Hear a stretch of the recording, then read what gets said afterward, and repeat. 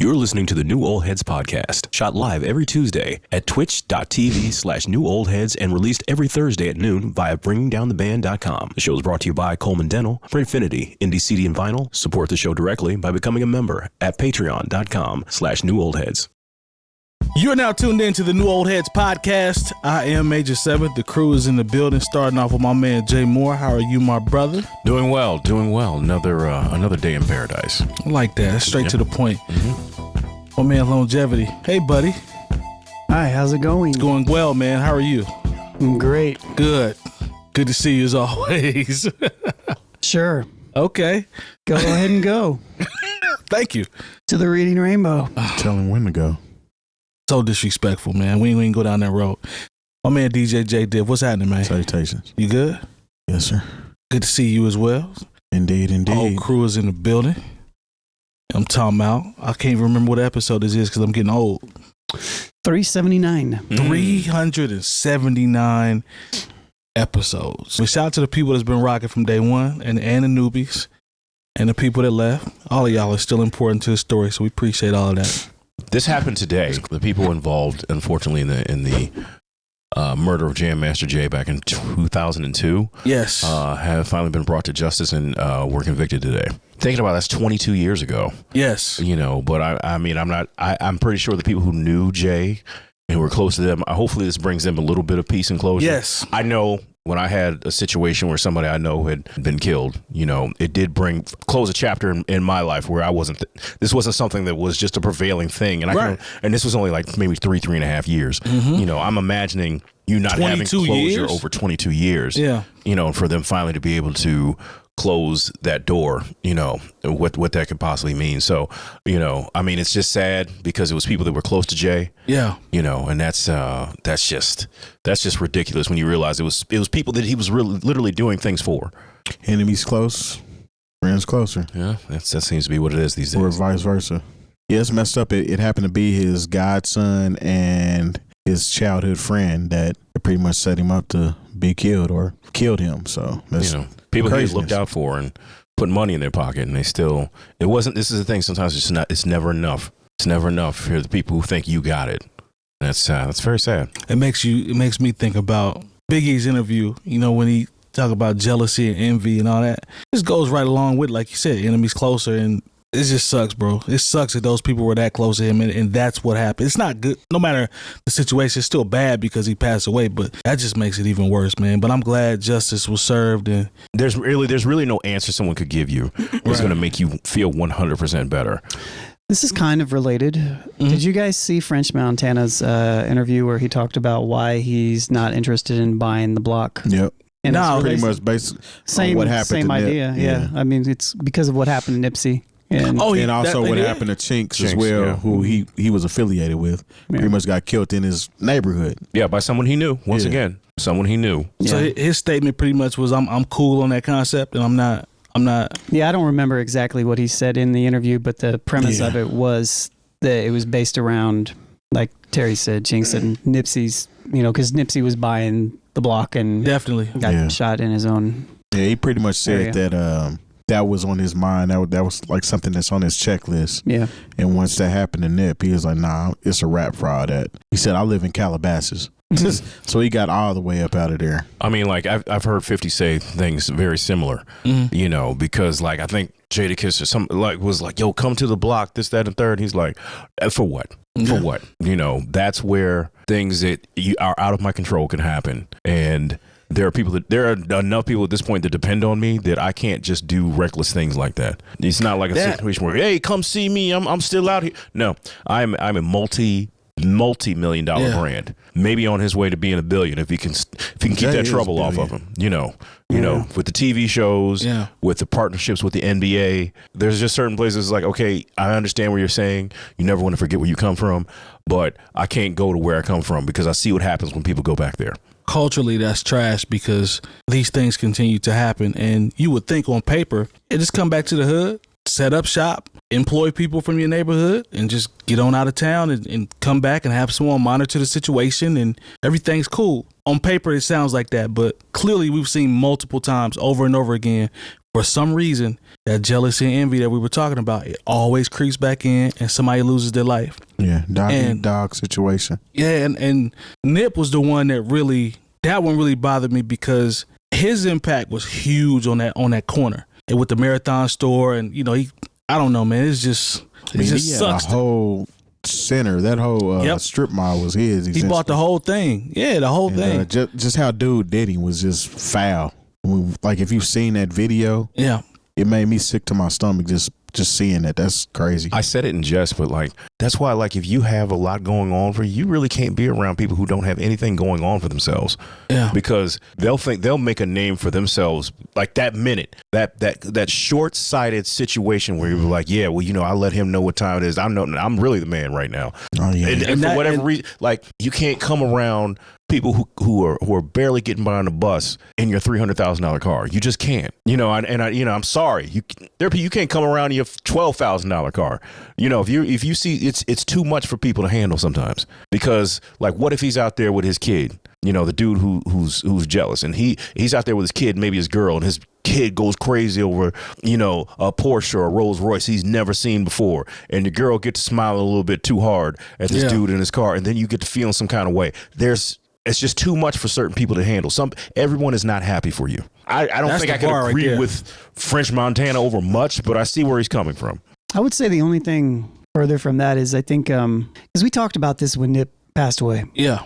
The same type of concept of, leaving where you're from and, the importance of what Nipsey was doing. Right.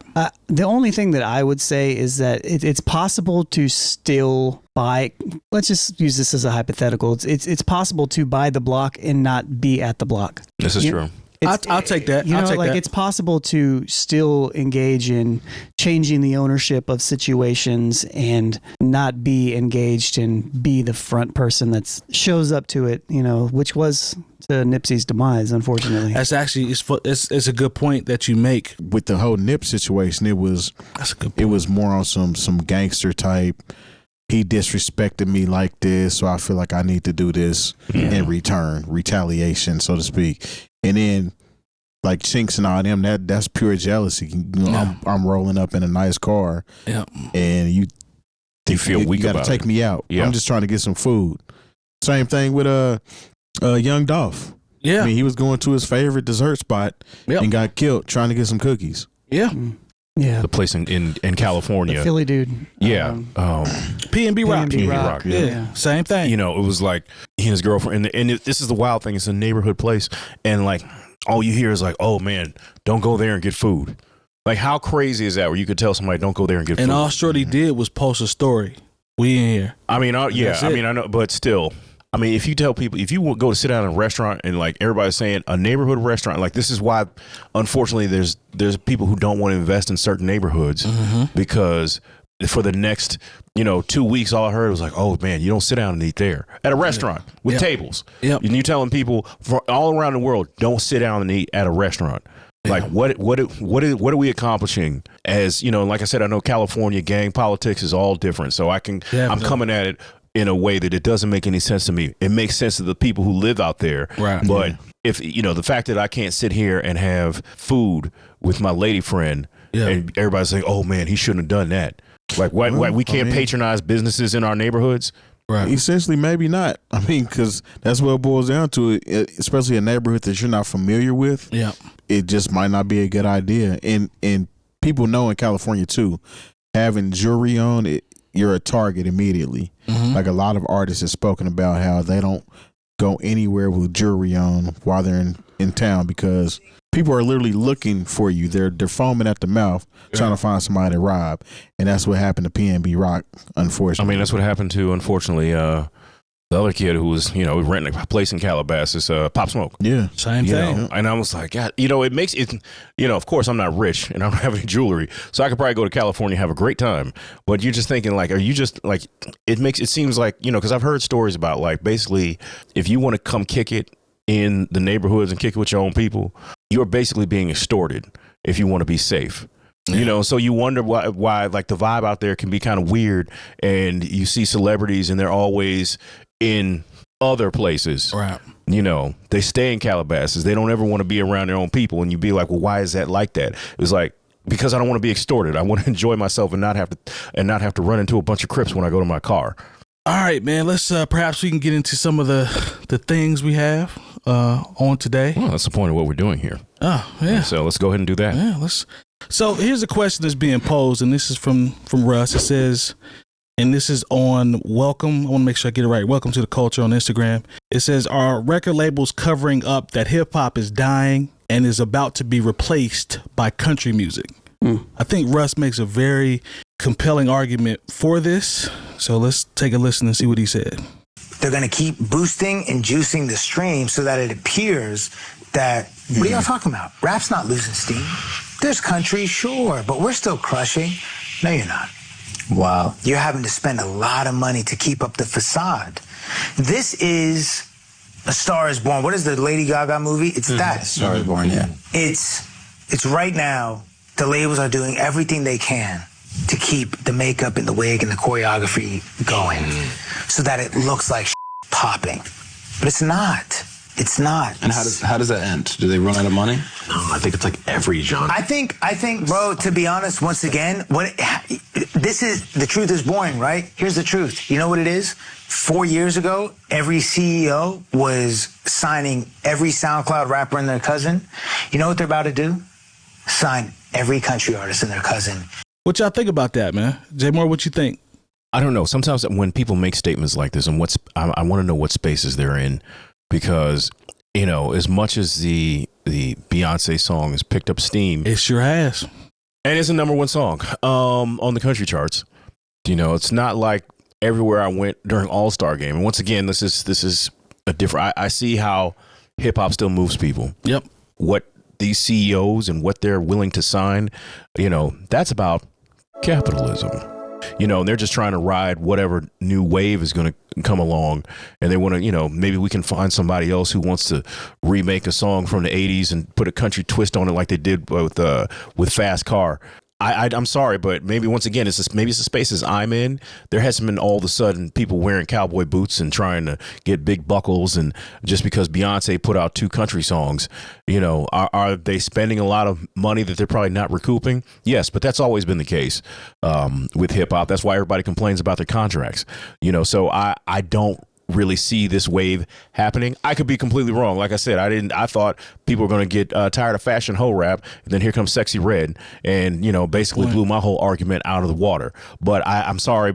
I kind of see where he's coming from, but I think it's peppered with where he's at, because he's already very successful, and he might be in these rooms where there's a lot more country music randomly being played, and I am not. So I still see hip hop, whether it be the commercial side or the fact that, like, you know, legacy acts are still able to go out here and get so much money based on nostalgia. Like, I don't think that's going to end anytime soon. What do you think about the part where he mentions the frequency with which artists were signed 4 years ago, fast forwarding to now? Once again, that was people just trying to ride a wave, you know, because a lot of those people who were signed 4 years ago, we don't even know where they are now. You know, they might have gave them a single deal. You know, they might have, you know, set them up to where they had a hot 6 months, you know, but the way things move and we don't sit with things anymore. True. You know, the fact that, like, if you're going to put out a project now, you know, if you don't have a video and you don't have a song that's really popping and you put out a whole album, like, it doesn't make any sense anymore. You know, we don't, as our attention spans are so much shorter. Now, maybe what he sees is they might be willing to sign these country artists because people who listen to country music might have a longer attention span where they're able to get more out of less. I might be able to see that. But as far as rap dying, come on, dude. Like, that's hyperbole on so many levels. Yeah, I don't see rap dying. I mean, that's kind of. Did he say that? Little extreme. Did he even say that though? I don't know. If, well, it's on the caption. It just says, "Are the record labels covering up the fact that hip hop is dying?" I don't think he think he said that. I think the conversation is just comes from like a bad place. It's like we're talking about the popularity of a certain genre of music, as opposed to just like we're talking about the commercialization of it, which is what Jay alluded to. right? But it's the culture's not going anywhere. You know, like rap music isn't going anywhere. Like I doesn't just stop. I personally don't care if they sign more artists or less artists. Why do I care what the commercialized capitalist side of hip hop does with artists that they're just trying to make a profit from anyways? Like I don't really care. I honestly don't care at all, because that's not the area of hip hop that I care about personally. You know what I mean? Like, so it just doesn't work like that at the end of the day. That's how I feel. Because I mean, if you think about through time, a records label job is to always try to figure out what's going on right now and try to keep feeding that energy. Right. Even though it might get corny and they catch on late, they still try to do the same thing and try to act like they're hip. I mean, if you think about the 90s, country music was lit in the 90s as far as popularity is concerned. Country artists, fans continue to buy their stuff too. And this has always been known. Like, they've never stopped or slowed down buying these country artists' music. There's a country music awards that comes on every year. True. You know what I'm saying? They have a country music TV channel too. I don't know if they still show videos. CMT, like it's run by the same people who own BET and MTV. So. Okay. Oh, okay. So they have their outlet. TV shows, yeah. They have their outlet, and that's not slowing down. And as far as it taking the place, I mean, it's just, you got a couple hot songs. It's not going to replace a whole culture at the end of the day. That's how I feel about it. That's a bar. I mean, Beyonce can do what she wants to do. She's in a position to do that. She's in a position that she can do what she wants to do. Right. Just because she made a country song does not mean that everybody that listens to hip hop is going to gravitate towards country.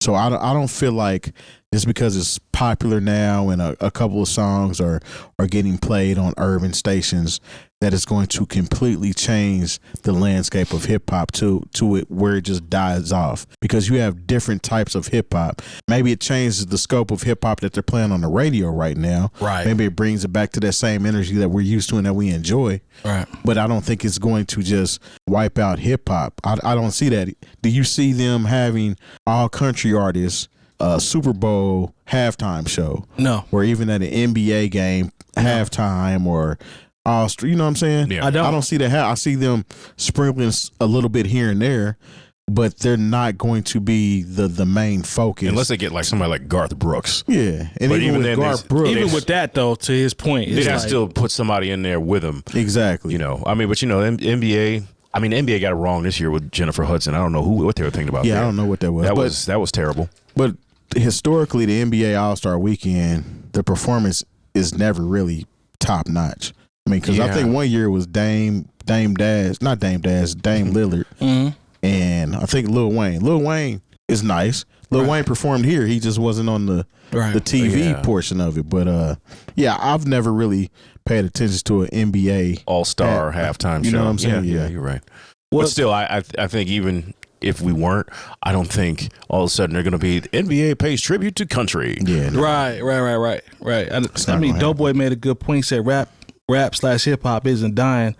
I think it might be a country or pop turns into a top dog again, but it goes in cycles. It's like you said, it's in cycles. I mean, think about back in the day, you had Kenny Rogers and Dolly Parton, and all of them are movie stars based off of country music. Yeah. That started like in the 80s, late 70s, 80s, 90s, and so on and so forth. Look, remember when Shania Twain was out here moving units? Yeah. Late 90s. She did, like, when everybody was talking about, you know, Puff Daddy and the Family, and it was like, that's cute, but Shania Twain just did 17 million. Yeah. You know, but that didn't take over the overall pop. That was her. It wasn't. She didn't bring everybody from country music in with her. No. Yeah, a culture, quote unquote, dying. That takes, especially the magnitude of hip hop, that takes a lot. I mean, you got to think about the nature of our country in general. It's more urban than it is country, so to speak. I mean, you have a lot of areas that are rural, but most of the main majority of people live in the urban areas or the cities. Well, it's kind of like when people make that argument, you know, because people and you know, they're like, oh, we want to make sure that we're taking care of real Americans, because they think it's the people who still go to the general store and you know, and go to the football game is the main thing to do in the town every Friday. It's like, no, real America's Indianapolis, St. Louis, Los Angeles, Chicago. That's where everybody lives. Yeah, you know, and You know, it's they use these code words sometimes, just like when they say, well, we want to talk to hockey moms, or we want to talk to suburban housewives, you know, but they're never thinking about, my mother who's lived in the suburbs for 40 years. That's not who they're talking about. So I just think sometimes when we talk about the demographics and like, who we should appeal to, even the country that you appeal, that appeals to everybody's country that appeals to people in big cities. Yeah. So I think this really speaks to just the power of Beyonce, man, because this literally could just be a conversation based off the fact that she, got everybody in the tizzy from the country music, fan base or whatever you want to call it. Is Taylor Swift country, or is she just She pop? used to be. she's Wasn't done country music, what I would think would be considered to be country music. Okay. But all I know is like, even with the Beyonce song, like I have heard it out more, not actually in the places where I'm at, but like it was real. The weather got real nice yesterday, and I did see somebody on one of those little trikes playing that song extra loud, like this ain't Texas, whatever that song is. Yeah. But then also I heard somebody remix it and put Atomic Dog under it, and that went hard. Yeah, It was slapping. hard, Yeah. Yeah. You'll probably hear that more so often than the OG version, huh? Just like you. Well, nah, you won't hear it more than OG, but here you might hear it more. I mean, just like you hear that one version of her song with the twister. Yeah. She actually had to end up putting that out. Yes. As an official single. Exactly. So, Yeah. I mean, don't get me wrong. I think a lot of people will give credence to this. No diss to Russ. No, it's But just because it's Russ that's saying it. And Russ knows what he's doing out here. Nah, he knows. he does. He's figured out. He's cracked the code in a lot of ways. True. But that doesn't mean he can not be wrong. Well, he cracked the old code. Okay. Yeah. I don't think his model works in the same way that it works specifically for him. He was just the guy that did it in his model doesn't work anymore. Outdated in the same manner. Yeah. He's already here. Like it definitely worked for him. And I think to a degree you can get a decent amount of success following some of his principles, but doing it exactly the way he did it is just not possible anymore. It's a different landscape. Social media is wild. Yeah. And that's pretty much what created the Beyonce remix last. The Get It Wetter remix, essentially. To where she had to put it out because it gained so much steam on TikTok. It's funny, though, that people don't think that more than one genre can exist in the same space and still be popular. Just because country is on the uprise does not mean it's going to just replace hip-hop and hip-hop dies. Nobody says it about any other genre, though. I think he's probably just speaking on it from an angle from the major label system and what they are going to prioritize, in that manner, and what's going to be the most dominant thing. Yeah. Because country, even though hip hop's been the biggest thing for a long time, it's not like country wasn't big too. Right. True. Yeah. I mean, and then, like I said, like we're talking about how different ways to get on are outdated. A lot of people aren't even trying to get those record deals anymore anyway. Yeah, unless it helps. That's another piece. You know what I'm saying? That's another piece of this as well. It's like labels. Model, labels are trying to hold on. I agree with him in that aspect, and they're trying to. We talked about Afrobeat, and all that stuff recently. So I'm curious. I mean, again, like I said before, I don't care if hip hop is the most dominant thing or not. It would probably be better for the genre if it did. If it was at the. Because it would get a lot of suckers out of here. It would. Who are trying to just get in for a quick cash grab. So perhaps this popularity could be a cleanse, perhaps. I don't think a full cleanse, but I think maybe partial cleanse. Yeah, like if you eat enough raisins. See, I didn't say anything. I'm good. It's like it's kryptonite. It's something like about raisins that just pauses your brain. No, man. No, y'all not about to do this. I think we gave Benzino props too fast. Are we talking about him again? Well, I mean, he just doubled back on all the speech that we gave, talking about nobody vote for this. Okay, well, we don't have to talk about it. He sobered up and still started going in on Eminem. Yeah, well, that's all it is. That's really what it is. Yeah. All right, this guy's ain't really much to talk about there. All right. Well, cool. We're moving right along. All right, Benzino. I actually thought I didn't think he was capping though, man. He got me, so clearly that was cap. Yeah, you get to crying again. Liquor talks. When the Remy's in the system, ain't no telling. My man. That's what happened. Thanks to our partners. Dr. Coleman of Coleman Dental is our go-to dentist. He's a longtime Indianapolis arts and music supporter located right in Broad Ripple. Printfinity is a screen printing shop based in Indianapolis, owned and operated by our own DJ Jay Diff. Our good friends at Indie CD and Vinyl operate one of the best record stores in North America. Shop new and used in their site or visit them in person. And the best way to support the New Old Heads is to visit our Patreon and become a member for as little as $3 a month. All details on newoldheads.com. All right, we are back. Shout out to our partners as always. We appreciate the support. Appreciate those wonderful relationships with those people. Shout out to the chat if you're still rocking with us. Thank you for that. I see y'all in there. This dude's name is Curtis King. He's got 2 S's on it. I think it's Curtis King TV. Yep. Yeah, he made some interesting points, though, in terms of the industry trends and, you know, how things are looked at in terms of how artists post music today. I think it was the 1240 mark, Lone, is what you put in there. But yeah, shout out to Curtis King TV because this dude makes some very good points. The Beatles didn't have to get up every day and worry about if they were going to post their TikTok too late into the day that day. They was too busy putting all them damn multi-channels together and creating more instruments than they could perform live on Sgt. Pepper. Read up on that. Crazy. They wasn't dealing with that. They was up here trying to take then the borders of what music can be done. It's crazy. That's true. On an album for 3 months in the woods anymore. Because then you wouldn't have an internet connection to make the TikToks about the experience and vlog it and You have to, this infects your mind.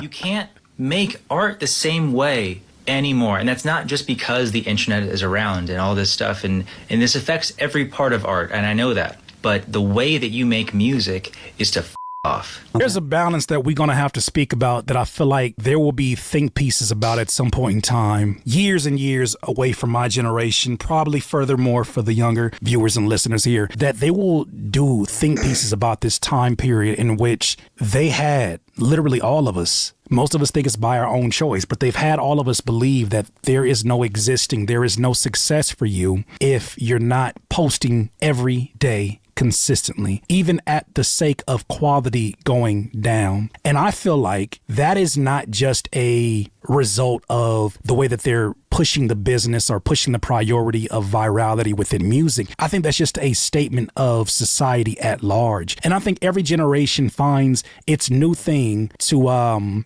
separate itself from the prior one, right? This line of thinking started me down a rabbit hole and understanding kind of like what some of the new artists who don't value lyrics, they don't value sonics, they don't value equipment, and some of that is kind of cool because it creates a lot of like up-and-comers who are really innovative and they're using what they have, because no longer having money is not an excuse because you can use what you have and create and maximize upon that, and some really cool things happen because of that. But it's also creating people who think that that is the standard, and that is something, even as a DIYer, at one point an up-and-coming DIYer, I was never under the illusion that this was the same thing as someone who was taking their time to do this.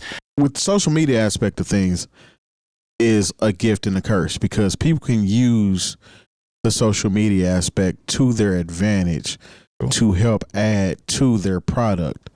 But the thing about it is, what you're adding has to be just as good as the product, or it has to be worthy, so to speak. What I mean by that is I see a lot of people just sharing content for the sake of sharing content. Yeah. It's not necessarily good content. If you're sharing something that's a song or a recording, it should sound like it should sound if you're releasing it, versus you're doing something and it sounds all muffled and crazy. And unless you're a certain type of artist, then you can do that. I think there's different approaches to that, though. Yeah, I do too. It's like if you're organically making something. Yeah. But like for the people that are like, for example, on the DJ realm of things, if a DJ is posting a set online or like a snippet of or something, it should be, the sound should be amazing. It should be the same thing as if I'm adding a song to my story. The quality online should match, right? It shouldn't be a rip from your phone. It should be directly sound coming into it. Yeah. So if you're using content like that, it should always be top notch. If it's an artist and there is rough stems or they're brainstorming, I get that. But at the same time, people have to realize your product is still more important than the content. So if you're just sharing content every day and then the product that comes out is lackluster, people watch the content leading up to that, But then when the product actually comes out, it's like, one listen and I'm done. And I think what a lot of people are doing too is they're chasing the money that they get off making content, because the more content you got, the more likely that you're going to be able to monetize that volume, situation. high volume. It's more like they're also searching for another way to make the money fast because of their, you know what I'm saying, their music by using the content. But, you know what I'm saying, it doesn't always match up. To that, I would say, and this is not even an intentional plug, but there's a book called Superfans. Yeah. And it speaks on this idea a little bit, and it talks about the idea of, from a content creator's perspective, or a musician or something like that, right? Mm-hmm. Or even us as a podcast. The way that I like to explain people that view our content is we have onlookers, we have fans, and then we have super fans. Onlookers are people that watch some of the stuff that we put out, and they're just like, all right, cool, I see what that is, right? That's on social media. Let's say TikTok, or maybe that's YouTube or something, or like a short. They see that and they're like, all right, cool, I know who these people are. They're just onlooking. They're just looking at us. Maybe they follow us, maybe they don't, right? But what's going to get that person to go to the next step? What's going to get that person to be like, well, let me actually listen to what they're doing for this long form content, what we're talking about right now, this long form thing. Right. And if you're giving people, to Terry's point, if you're giving people a bunch of content and you're just throwing everything at the wall, which we did for a while because we were trying to figure this algorithm out.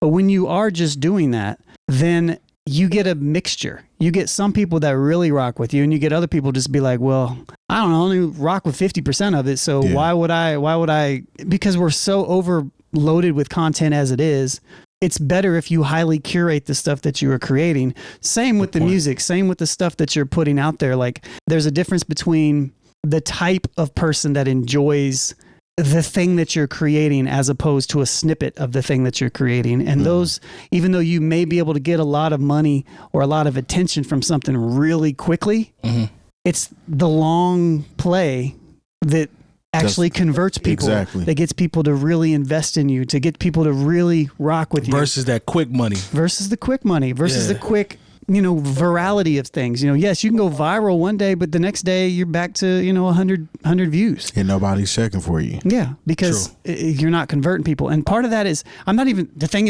it's people's fault. I think it's these platforms' fault, because that's what the algorithms are pushing for people to do. And I think people are doing what they think that they should. One of the lines I had typed down was, and I don't want to misquote it, but he says, the demand of artists to be content machines has created apathy and less empathy in the actual work.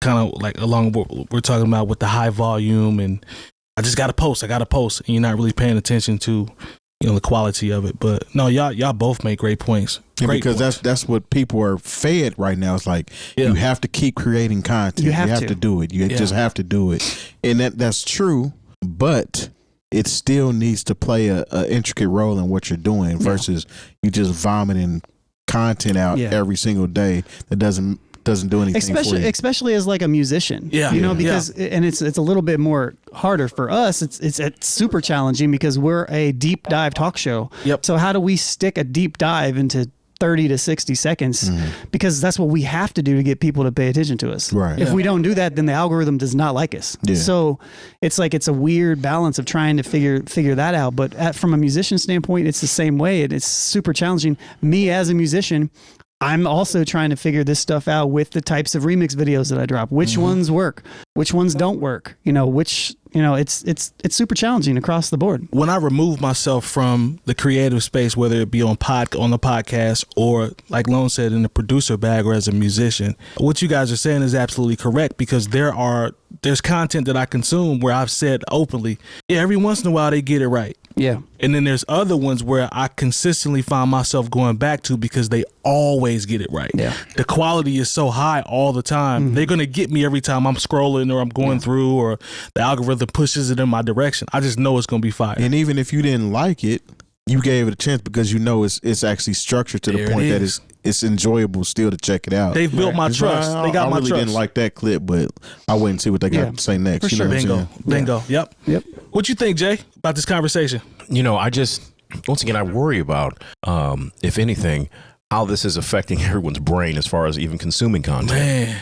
You know, There's going to be point. a study on this. That's what he said. You know, I saw something recently about how songs that have a certain amount of streams on Spotify, you know, and then you look at how many times the video's been watched, and like the correlation is, you know, it used to be right here. Now, you know, yes, people are still streaming the song, but they're not watching entire music videos anymore, even though you can look at them on YouTube. Right. Because a 4-minute video seems like too much of an investment of time. It seems extremely long now. You know, so I'm more, you know, and this doesn't even have to do with how we consume music. This is just how people's brains are going to be wired. You know, how is it that people are going to, you know, sit and read a book or be able to just, you know, consume anything that might be actually informational and educational, because we're used to getting things in such short little pieces. You know what's crazy, bro? And this is not a direct correlation to, like, from a creative standpoint. This is just me watching something.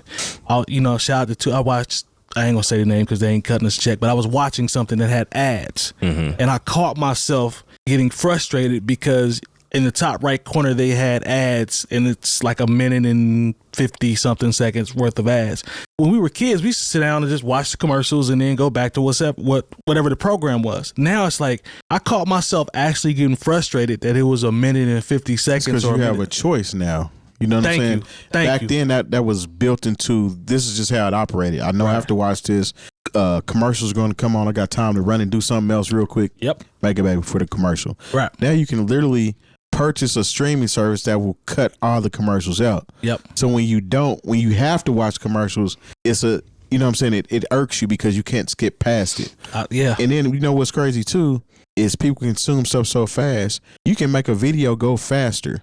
Yeah. You can make it go like 0.5 or even a second faster. TikTok you can. Yeah, just to make it do it on YouTube. Hurry up and get done, to where you want to go. I can move on to the next or thing. I can just watch the guy speak 2 times as fast. Yeah. You know, because I don't have time to listen to this. You know, if I can watch it in 2 minutes, why would I watch it in 4? Yeah. You know, but also it's just a thing where I think it also is how consumerism is being driven. Just to go to your point, you know, we talk about, you know, watching commercials and how much that irks us now, when we just realized at one point that was a part of our lives. Yeah. Now, you know, on Amazon, on all their original programming, you know, even though you pay for Amazon Prime, they want another like $2 or $3 for you to watch it without commercials. Yeah. You know, and so like if your mind is wired to not watch something and not have to deal with commercials, you know, there's millions of people, you'll go ahead and pay the $2 or $3 not to have to watch the commercials. And so here's a multinational corporation that has found another way, based on people's impatience and,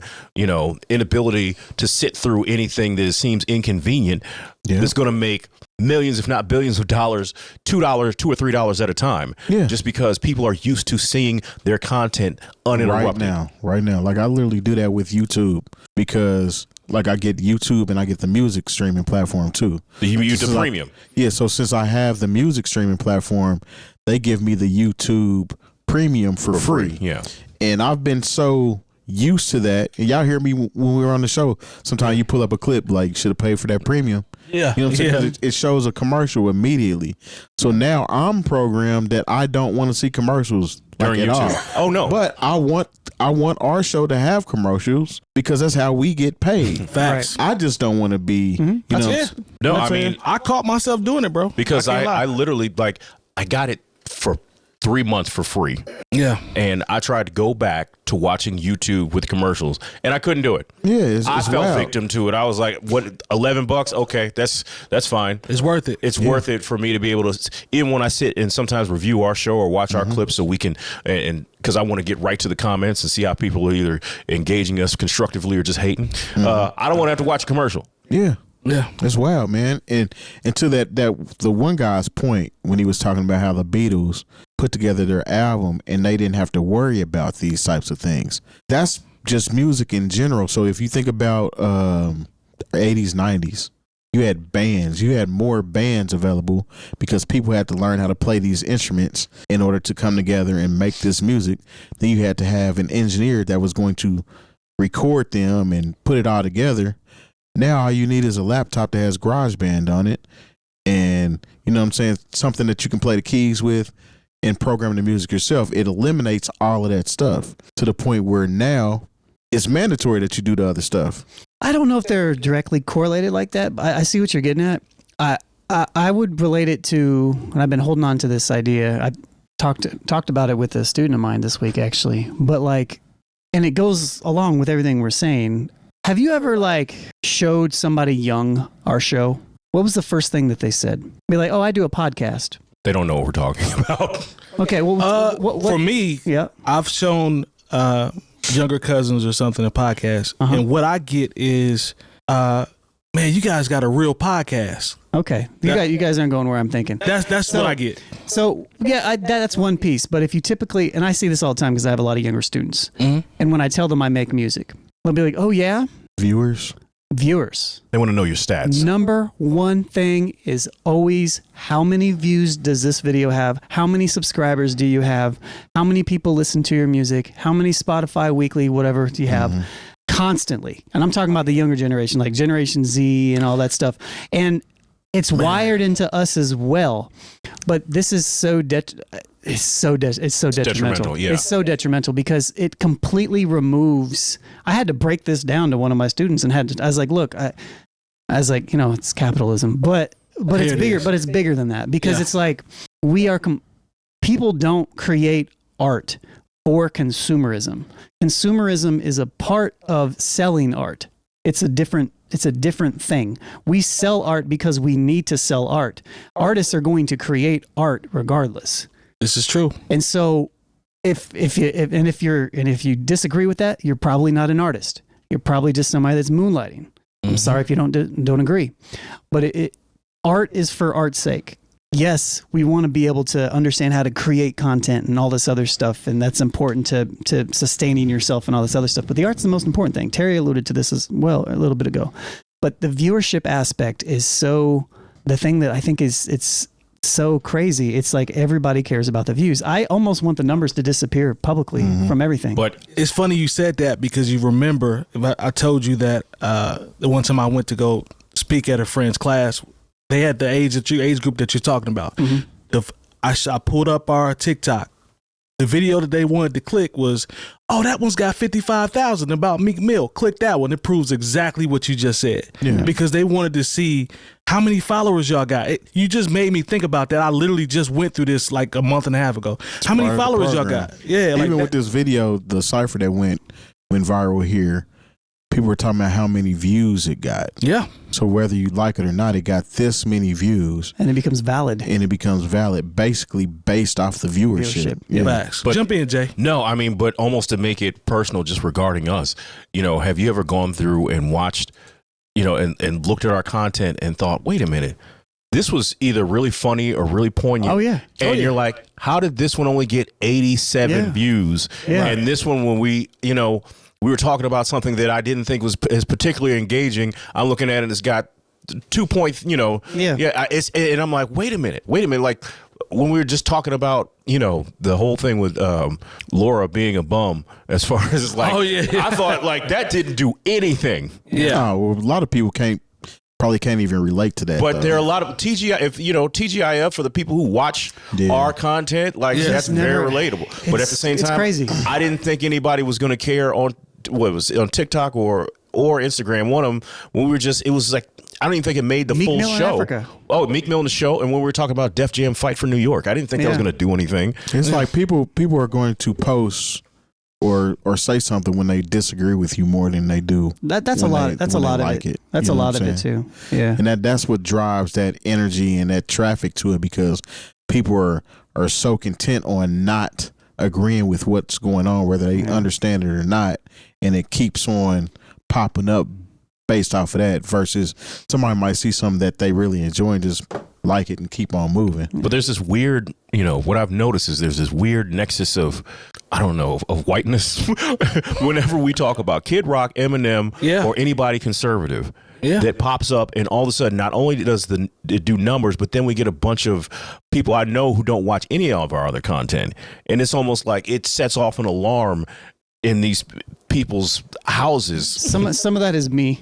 I'm doing that to a degree because of the tags that I use. I'm doing that to a degree, but stay woke. But sometimes, yes.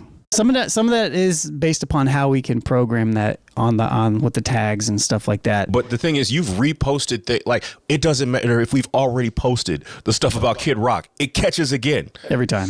And I just like that's crazy. It's multiple things. Yeah. So I don't know. It's to Terry's point and everything. I don't want to get too sidetracked from what the main talking point, right?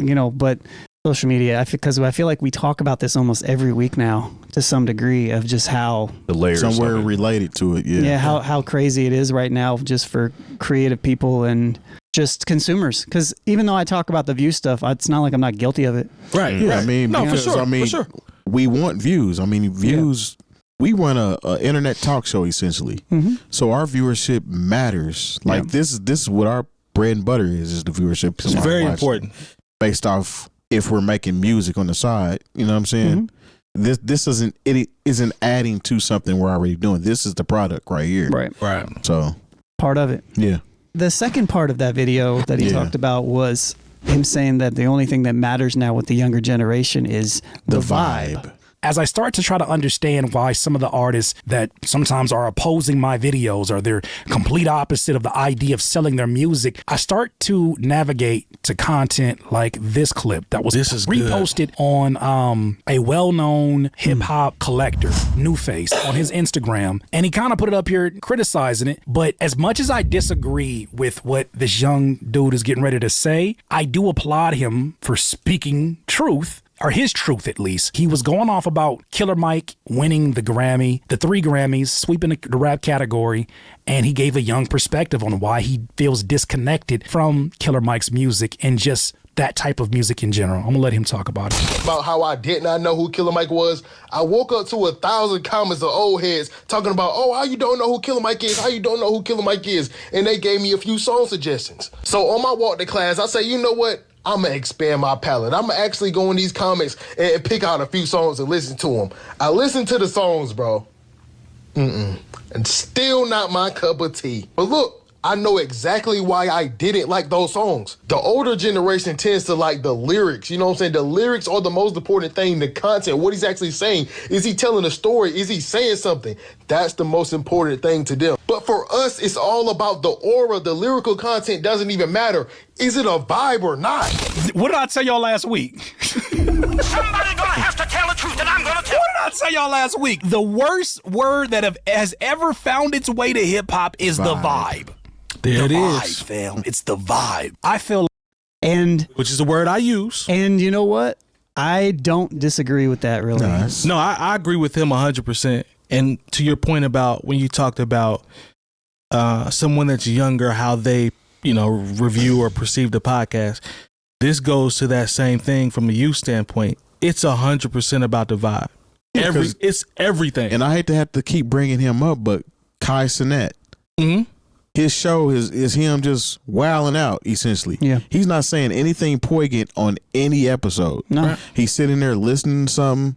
And then yelling. And yelling and getting up and dancing. Has ADHD. And sitting back down. And the he NBA is making millions of dollars off this. He's got a Nike deal. Yeah, the NBA made him the center point of part of the All-Star celebration. Yeah. That's wild. Played in the celebrity game, all that. Yeah, but it's definitely about a vibe because, I mean, if you think about Uzi Vert's song last year that went crazy. Rock. Yeah. I Want to Rock. He's not saying anything in this song. It's literally just a rhythm and him tapping his sides and doing his little punk ass dance. Do you think it's because of this attention span related thing, or do you have any? Because that's what I think. Yeah. It's 100% the attention span. I don't think people have the attention span to listen to lyrics. No, they don't want to because they feel like a lot of people always use the example or excuse that when I want to listen to music, I don't want to learn nothing. I saw that too. That's weird. I mean, even if I don't learn anything from listening to music, and I'm not necessarily learning stuff from listening to the music I like. I like hearing stories though. It's literally people saying, I don't want to think. You guys are making me work too hard if I have to think about anything that I'm listening to. It just puts me in a mood. That's all I need. Yeah. As long as I'm in the mood, I'm good. Whatever mood that is, I'm good with That's why I think sometimes I get confused when younger kids, they'll be like, man, this artist changed my life. I'm like, how? Like based off what? They're not saying it based off their vibe. Their vibe changed your life. That's it. It's the vibe. No, It's a vibe. this is the thing. Like, I don't know. I have to believe it's about a vibe, because if I believed it was about the actual content of the music, I'd be like, we are lost as a culture. Yeah, you know. So I'm glad to hear them say it's a vibe, and I can't relate to the lyrics, or the lyrics are too complex, because there are some times when I find myself actually listening to what these people are saying outside of the beat and outside of how it makes people move. Yeah. And I'm like, this is just so awful. Basic. You know, and but at the same time, they don't want to hear, the buck that bought a bottle could have struck the lotto. Like, it's too much for them to deal with. Yeah. And quite honestly, let's just be real. There's a lot of people who didn't want to hear that from when Nas put it out. Remember, his album didn't even go gold when it came out. Like, don't get the game messed up. As much as we talk about Illmatic and the classic nature of it, it wasn't on the radio all the time. I wasn't on the radio at all. At all. Unless you had a little college station, or you had, or you was in New York. Yeah, unless you had, like in St. Louis, we had a community KDHX, and I'd be able to hear it on Street Vibes on Friday nights, and that was about it, because I knew that the commercial station, Magic 108 at the time, was not playing Nas. Mm-hmm. If I didn't listen to, like I said, if I didn't listen to the community radio station, I wouldn't even know. It's the same thing with a group like Curious. When they came through, they're on the same label, Columbia. Major label acts still couldn't get played on the radio with all the promotion, T-shirts, stickers, and all that. It still wasn't going to break through. So I'm not just going to put it on this generation, because this part, I love the song Big Papa by Notorious B.I.G., but you can almost say, I don't think it's about the there's generation. a vibe I don't think to it's that about, song. I don't think why you say that? I don't think it's about, what do you mean? I don't think it's about the generation aspect of it. I think it's just this generation is just the golden era of the vibe. It's just, it's like the golden ticket. It's like, it's that thing. Let's get straight to it. It's what it is. It's just like I don't even mean this in a condescending way when I say they don't have attention spans. They grew up in a culture where nobody has an attention span. That's true. It's just like, or has to wait for anything.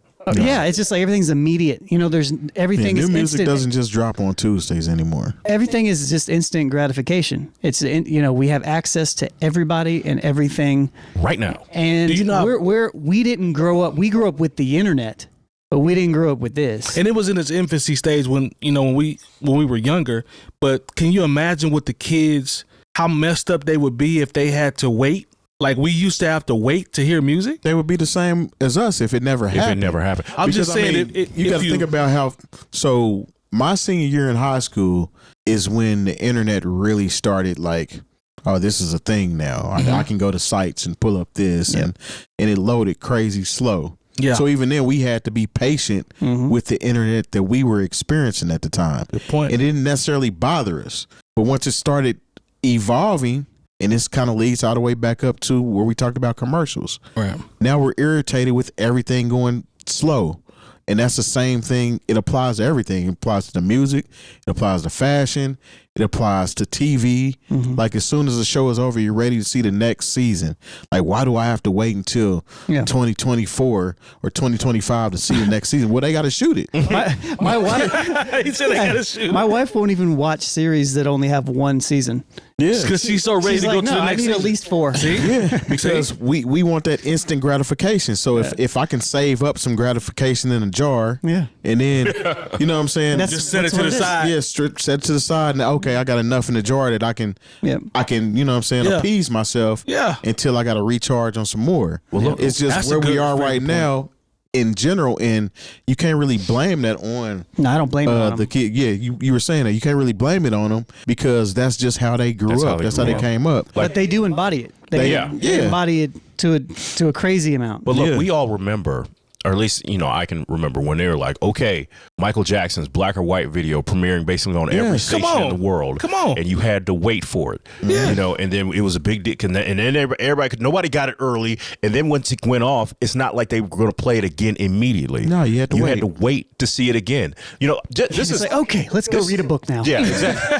This is the just think about it like this. I saw like somebody posted up on one of the sites video for the commercial for the Rough Side of the Mountain. You know, it was like the gospel collection. Yeah. Oh yeah. You know, it was like, who in the hell left the gate open? Who in the hell left the gate open? And it was like, you know, so many cassettes and so many LPs, or I think maybe they had an 8-track option, and it was like a wait 4 to 6 weeks. Yeah, you had to wait 6 weeks to get that in the mail. And no CODs. Yeah. Can you imagine if you ordered something off Amazon and they told you it wasn't going to be there for 4 to 6 weeks? I get mad when the next day shipping, and I look at it and it's going to come. It don't come for 2 days. I said next day shipping. I have it filtered, and I know at what time of day I can get on there and still get it the same day because I want it right now. A lot of times, if I can't get it the same day, I won't even order it, and then I'll put it off again. And I could have just ordered it right now and had it a day or two later, and I just didn't order it. Yeah, if you wanted to have Alfonso Ribeiro teach you how to break dance, you had to wait 4 to 6 weeks for that rap tape. You had to fill out some in the back of a book or something and send it in. For him to send you that cardboard so you could break dance with your parents' permission. Yeah, and pray that it didn't get lost in the mail. Mm-hmm. To the post office we go. Yeah. It's almost like we were hitting that peak. We're hitting that point when COVID hit. And then when COVID hit, it just never came back. Yeah. And it's been running ever since. And maybe it's because we didn't have a gradual jump into it or something. Maybe that's part of the reason, but like the world stopped. It did. It actually stopped. But it has made all the stuff that we're talking about and the straight vibes and don't get me wrong, the vibe thing has been around for a minute. It has. But it just seems like it's to an extreme to where like we have a literal category that's like best hip hop album, and people are upset that the hip hop is hip hopping. It's just I don't know. It's weird to me. They have that there was actual lyrics, words, and a message, and the music sounded like it took more than just 2 hours to put together. And these reactions it's making me feel emotions. I don't like that. I just want to feel the vibe. That's it. These aren't pockets of reaction. The reactions that we saw at we talked about Killer Mike. This is everywhere. This is not just here, and I'm not seeing just little bits of this.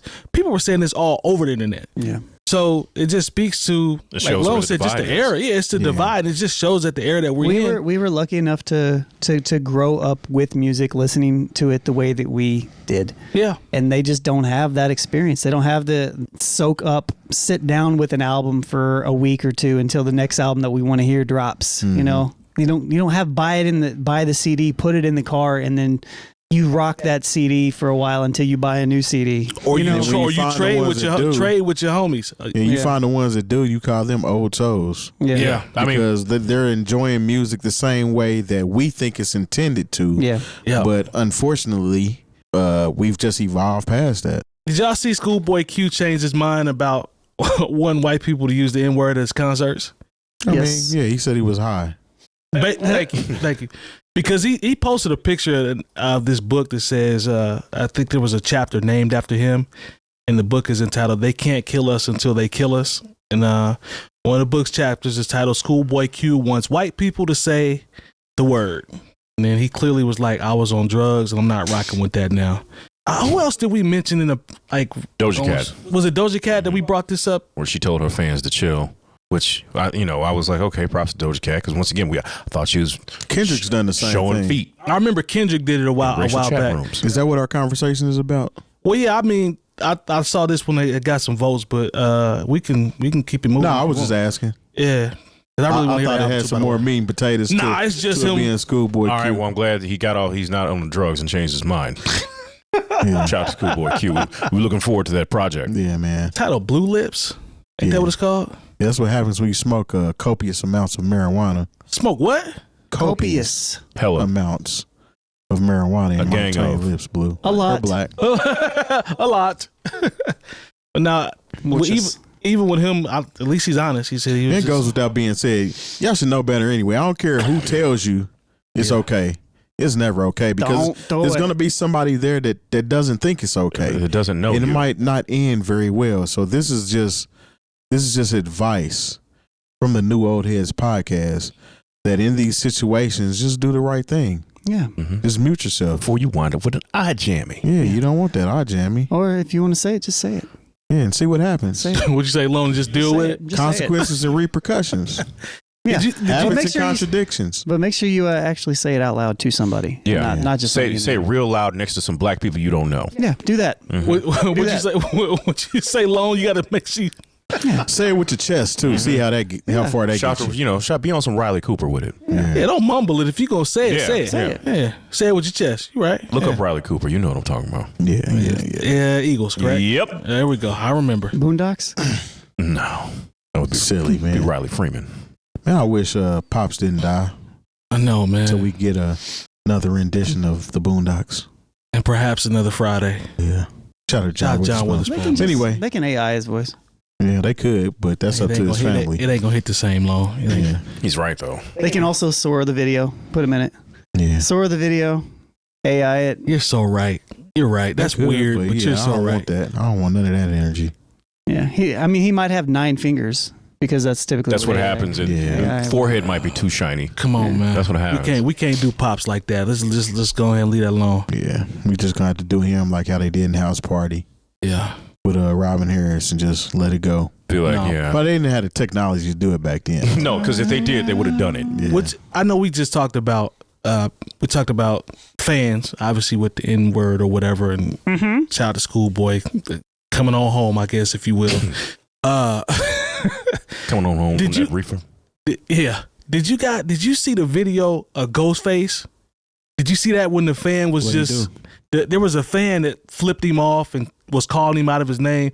So Ghost steps up to him and was like, "Man, I will floor you if you get close to me." And then 2 of his homies came up beside him. The next thing you know, people with Wu-Tang t-shirts just start beating this dude up. Well, there you go. Prime example, because Wu-Tang, I mean, and people was putting Wu-Tang Clan ain't nothing to and whatever, just saying that, but nobody cares about people. Some do. But bro, it just goes to show you how reckless some of these people can be at these shows. Because Ghost was like, "What's up?" Because dude was clearly he did something didn't to know piss off anything about Ghostface. Ghostface Killer or the Wu-Tang Clan or Wu-Tang Clan fans. Ghost is like they are active. Bro, I actually laughed so hard when the Wu-Tang fans start turning on dude, and then they just ran him up out of there. Security came, they were already punching him and just got him up out of there. And Ghost was like, "Yeah, get him out of here." Like, shout out to Ghost, shout out to Wu, man. Like, be careful what you wish for. Talking to these grown folks. Look, out man, here. I said it in another context a couple weeks ago, but if you don't know who you're talking to, you did. Be quiet. I think he knew who he was talking to. Mm-hmm. You think he did? I don't think he read the room though. Now they said once again, but I said that too. Read the room and understand who you're talking to. They said he was a little inebriated, so perhaps that goes. So was Riley Cooper. Off that oil. He might have been off that oil a little bit, but you still got to be careful who you messing with. Yeah, everybody's off that oil, and that's why you got to run up out of there. Yeah, a Wu-Tang concert is not the place to be. Disrespected Wu-Tang members? No, it's not. Yeah.